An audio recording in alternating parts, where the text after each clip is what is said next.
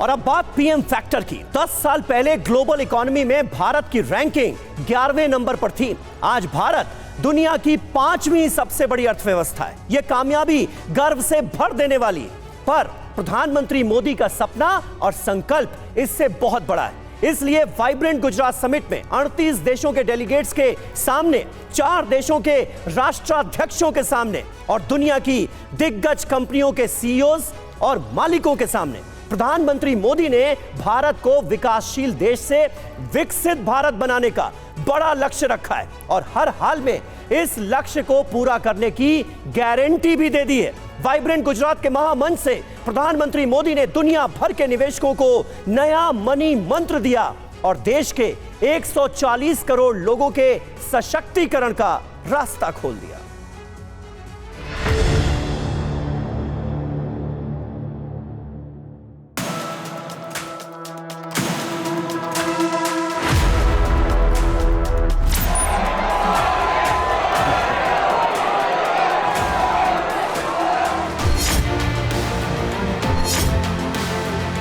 मैं आपको विश्वास दिलाना चाहता हूं कि आपके सपने मोदी का संकल्प है।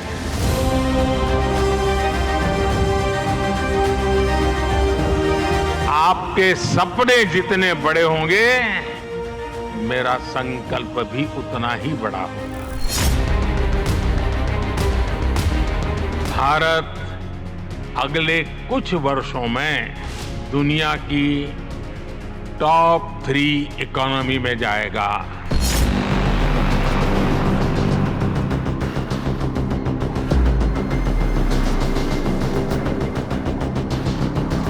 दुनिया के लोग जो एनालिसिस करना है करते रहे, मेरी गारंटी है कि हो जाएगा। 38 देशों के प्रतिनिधियों के सामने प्रधानमंत्री मोदी कौन से संकल्प की बात कर रहे हैं? दुनिया के लोग जो एनालिसिस करना है करते रहे, मेरी गारंटी है कि हो जाएगा।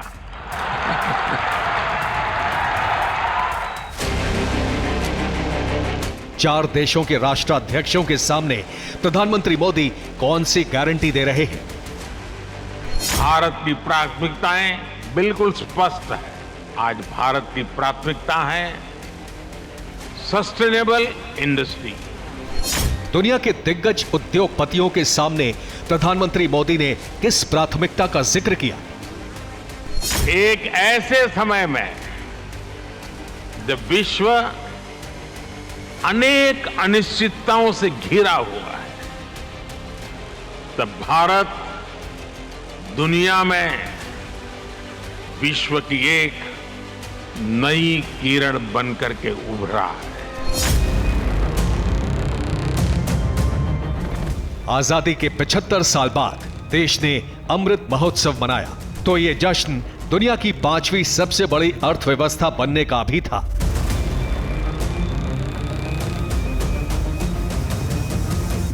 भारत की आजादी के 75 साल पूरे हुए और अब भारत अगले 25 वर्षों के लक्ष्य पर काम कर रहा है।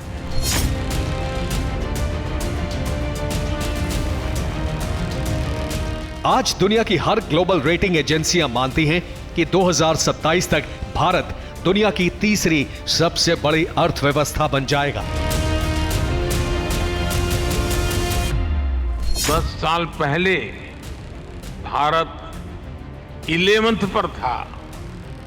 आज दुनिया की हर प्रमुख रेटिंग एजेंसी का अनुमान है कि भारत अगले कुछ वर्षों में दुनिया की टॉप 3 इकोनॉमी में जाएगा।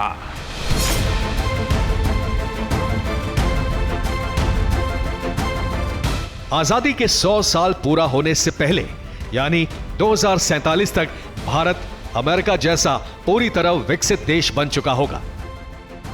जब भारत अपनी आजादी के 100 वर्ष मनाएगा, तब तक हमने भारत को विकसित बनाने का लक्ष्य रखा है।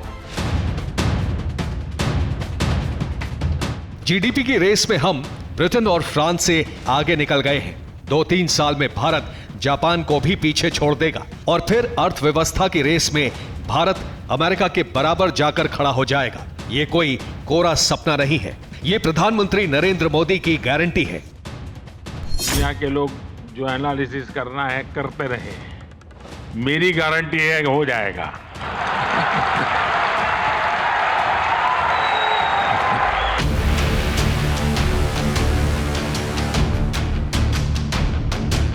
दुनिया के दिग्गज आर्थिक जानकारों की भीड़ के बीच दुनिया की दिग्गज ग्लोबल कंपनियों के मालिक और सीईओ के सामने और दुनिया के 38 देशों के प्रतिनिधियों की आंख से आंख मिलाकर पीएम मोदी ने हिंदुस्तान को विकासशील देश की कतार से निकालकर विकसित देश बनाने की गारंटी दे दी है। का संकल्प है।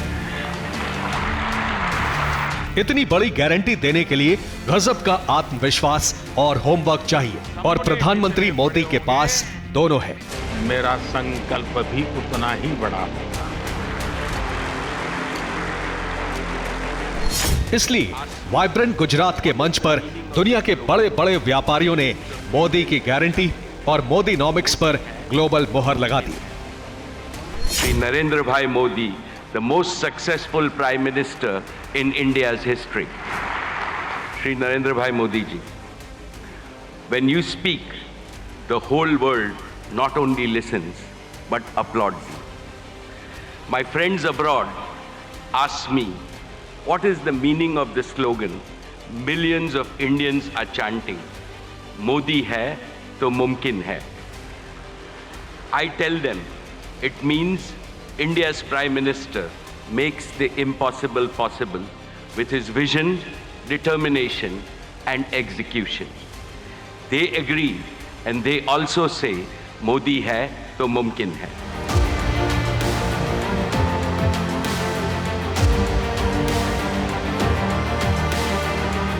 वाइब्रेंट गुजरात समिट में प्रधानमंत्री नरेंद्र मोदी ने जब ग्लोबल इकोनॉमी की क्लास ली तो यह भरोसा और बढ़ गया, क्योंकि प्रधानमंत्री ने भारत को 2027 तक दुनिया की तीसरी सबसे बड़ी अर्थव्यवस्था बनाने और 2047 तक विकसित भारत बनाने की गारंटी ही नहीं दी, इसके ब्लूप्रिंट का भी खुलासा कर दिया। जब भारत अपनी आजादी के 100 वर्ष मनाएगा, तब तक हमने भारत को विकसित बनाने का लक्ष्य रखा है और इसलिए ये 25 साल का कार्यकाल भारत का अमृतकाल है। ये नए सपने, नए संकल्प और नित्य नूतन सिद्धियों का कार्यकाल है। इस अमृतकाल में ये पहली वाइब्रेंट गुजरात ग्लोबल समिट हो रही है।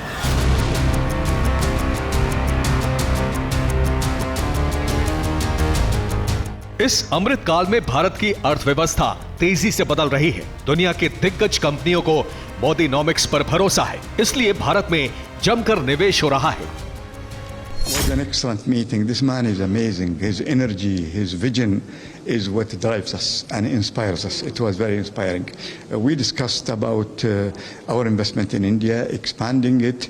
We are acquiring industrial lands. We are going to put manufacturing ourselves. We will invest in manufacturing in various areas in India.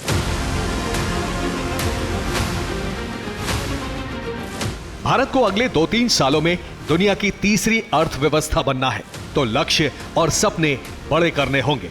इसीलिए प्रधानमंत्री मोदी ने निवेशकों से साफ साफ कहा, आपके सपने जितने बड़े होंगे, मेरा संकल्प भी उतना बड़ा होगा। आपके सपने जितने बड़े होंगे, मेरा संकल्प भी उतना ही बड़ा होगा। आइए, सपने देखने के अवसर अनेक हैं, संकल्प पूरा करने का सामर्थ्य भी मौजूद है। प्रधानमंत्री ने सपने देखने और उन्हें पूरा करने का साहस दिया तो वाइब्रेंट गुजरात के मंच पर बड़े व्यापारियों ने सबसे बड़े निवेश की घोषणा करने में जरा भी देर नहीं लगाई। अंबानी से अडानी तक, टाटा से सुजुकी तक, गुजरात के लिए दिग्गजों ने खजाना खोल दिया। एशिया के सबसे अमीर इंसान और रिलायंस इंडस्ट्रीज के चेयरमैन मुकेश धीरूभाई अंबानी ने गुजरात के जामनगर में 5000 एकड़ क्षेत्र में बनने वाले Dhirubhai Ambani green energy giga complex में बड़े निवेश की घोषणा कर दी। मुकेश अंबानी ने गुजरात के हजीरा में भारत की पहली कार्बन फाइबर फैसिलिटी स्थापित करने का भी ऐलान कर दिया। टाटा सन्स के चेयरमैन एन चंद्रशेखरन ने गुजरात के साणंद में 20 गीगावाट लिथियम आयन बैटरी की नई फैक्ट्री लगाने, धोलेरा में एक बड़े सेमीकंडक्टर फैसिलिटी बनाने और केंद्र सरकार के साथ मिलकर एक नया स्किल इंस्टीट्यूट बनाने की घोषणा कर दी। दुनिया की दिग्गज steel company Arcelor Mittal group के चेयरमैन लक्ष्मी निवास मित्तल ने वाइब्रेंट गुजरात में हाजीरा प्रोजेक्ट को 2026 में पूरा करने का वादा किया। आर्सेलर मित्तल ने कई और एमओयू साइन किए हैं। वाइब्रेंट गुजरात समिट में अरबपति बिजनेसमैन गौतम अडानी ने राज्य में 2 ट्रिलियन यानी 2 लाख करोड़ रुपए लगाने का वादा किया। ये निवेश 5 सालों में होगा और इसके जरिए 1 लाख से ज्यादा नई नौकरियां मिलेंगी। गौतम अडानी ने कच्छ के खावड़ा में दुनिया का सबसे बड़ा ग्रीन एनर्जी पार्क बनाने की घोषणा कर दी। 725 वर्ग किलोमीटर में 30 गीगावाट रिन्यूएबल एनर्जी का उत्पादन करने वाला ये एनर्जी पार्क इतना बड़ा होगा जो अंतरिक्ष से भी दिखाई देगा। देश की सबसे बड़ी कार निर्माता कंपनी मारुति सुजुकी इंडिया ने भी पीएम मोदी के सामने वादा किया कि वो गुजरात में अपना दूसरा प्लांट लगाने के लिए 35,000 करोड़ रुपए से ज्यादा का निवेश करेगी। Firstly, the first battery electric vehicle from Suzuki Group will be rolled out from Suzuki Motor Gujarat by the end of this year. We plan to sell this model not only in India, but also export to Japan and European countries. 2014 से 2023 तक भारत तेजी से बदला है।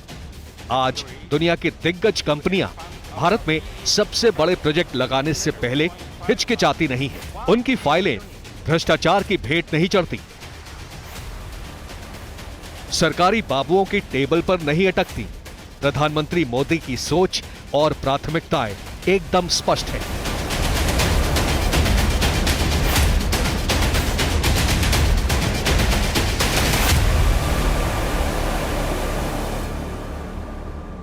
भारत की प्राथमिकताएं बिल्कुल स्पष्ट है। आज भारत की प्राथमिकता है sustainable industry, infrastructure and manufacturing. आज भारत की प्राथमिकता है new age skills, futuristic technology, AI and innovation. आज भारत की प्राथमिकता है green hydrogen, renewable energy, semiconductors. Ease of doing business और तेजी से इंफ्रास्ट्रक्चर खड़ा करने वाले मोदी मॉडल ने भारत को दुनिया की 5वीं अर्थव्यवस्था बना दिया है।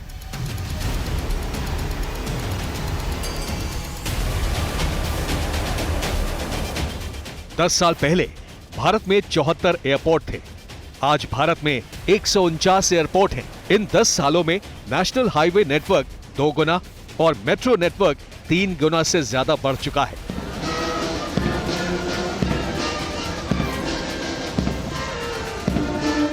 आज अरब देशों के अमीर भारत के प्रधानमंत्री को भाई कहकर गले मिलते हैं। इसके पीछे सिर्फ आपसी रिश्तों की मजबूती नहीं है। दुनिया को दिख रहा है कि अब भारत ही भविष्य है। ये कोई कम करिश्मा नहीं है कि मोदीनॉमिक्स ने बीते 10 सालों में देश को दुनिया की 5वीं सबसे बड़ी अर्थव्यवस्था बना दिया है।